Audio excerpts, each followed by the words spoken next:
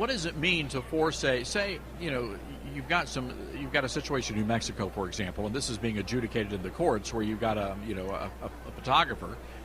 The New Mexico Supreme Court ruled that they had committed discrimination by not serving a gay wedding.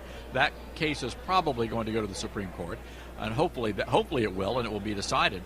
But at what point, if say they lose, say the Supreme Court says, you know what, you discriminated, you have to serve these gay couples.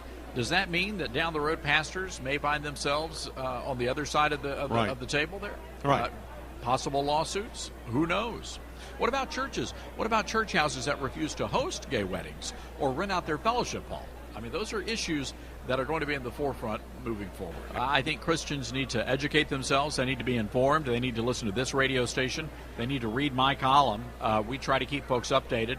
And quite frankly, you know, I don't mind putting a plug in for the book here, but God Bless America is all of the evidence, and to borrow a well-used Christian phrase, it's the evidence that demands a verdict. We've put together almost 300 pages worth of stories about what's happening in the culture over the past couple of years to let people know that their religious liberty is under attack. And if they don't stand up and do something, then they're not going to have that religious liberty. No one else is going to defend their religious liberty. It's up to the Christian community. Rafael Cruz was on a panel with me here at the NRB, and he said that half of the Christian voters did not vote in the election. Imagine what would have happened had they gone to the polls. So look, you may not be. I would love to meet the person out there who finds a candidate that they agree with 100% of the time. Love to meet that person. And I'm afraid the Christian community, especially many of those voters who stayed home, they're shooting themselves in the foot.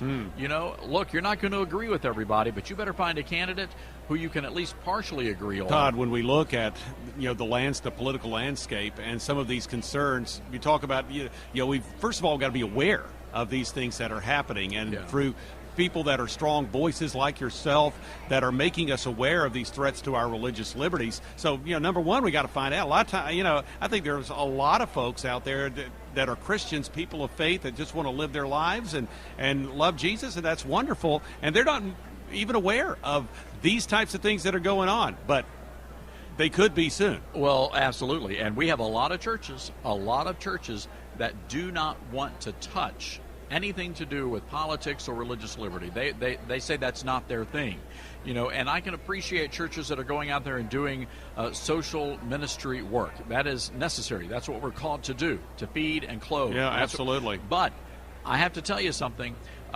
You're not going to be much help to the community when the government comes in and padlocks the front doors of your church. You're not going to. So sooner or later, you're going to have to take that stand.